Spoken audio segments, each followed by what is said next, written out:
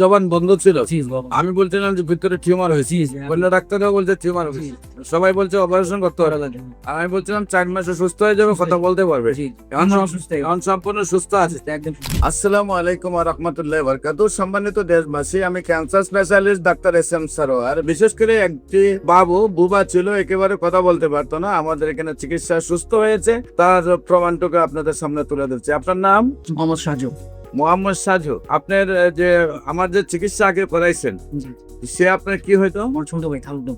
আপনার ছোট ভাই, খালাতো ভাই, তার নাম কি ছিল? রায়হান। রায়হান। রায়হানের পিতার নাম কি? আশরাফ। আশরাফ। রায়হানের মায়ের নাম? ফার্মিং। সামনে। তাদের গ্রামের বাড়ি? মেঘনা। মেঘনা। Post office? Post office সোলাদুল। তুলাদুলি থানা মেঘনা। মেঘনা জেলা। কুমিল্লা। আপনার কি হয় বাবু? আমার ছোট ভাই। আপনার ছোট ভাই, তার কি সমস্যা ছিল? কথাই বলতো। কোথায় কোথায় চিকিৎসা করছেন এবং কিভাবে সুস্থ ওই হয়েছে? জায়গায় চিকিৎসা করছে, টিভি সব বড় ডাক্তার বলছিল যে অপারেশন করার জন্য।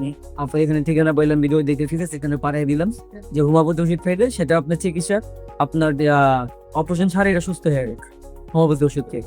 সেই হিসাবে আমরা পাঠিয়েছি এখানে, তার টিমার টনসিল ধরা গেছে, সেই ক্ষেত্রে আপনি ওষুধ দিচ্ছেন, আল্লাহর রহমতে খায় এখন সুস্থ মোটামুটি। আর জবান বন্ধ ছিল। জি বাবা। আমি বলছিলাম যে ভিতরে টিউমার হয়েছে, অন্য ডাক্তাররাও বলছে টিউমার হয়েছে, সবাই বলছে অপারেশন করতে হবে। আর আমি বলছিলাম 4 মাসে সুস্থ হয়ে যাবে, কথা বলতে পারবে। জি। এখন আমরা অসুস্থ। এখন সম্পূর্ণ সুস্থ আছে। একদম।